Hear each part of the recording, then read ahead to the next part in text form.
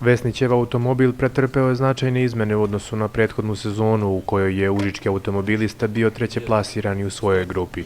Sve izmene izvršio je sam sa svojom ekipom u sopstvenoj garaži. Dotakli smo se skoro svakog segmenta, od motora, ogibljenja, menjača, bukvalno gde god smo mogli da začeprkamo nešto i da poboljšamo, išli smo u tom pravcu. Ovde sad na navaku testiramo i ispitujemo sve što smo radili preko cele zime. Iskreno se nadam da će auto biti za nijansu bolji nego što je to bilo prošle godine. U njegovoj grupi učestvovaće više od 20 takmičara, a Vesnića raduje to što će imati još jaču konkurenciju i što su se i njegovi rivali pripremali u prethodnom periodu. Staza u Austriji spada u njegove omiljene. Svi dolaze s istim ciljem da pobede i svi su radili preko zime naporno, tako da bez zdrave konkurencije nema ni napretka.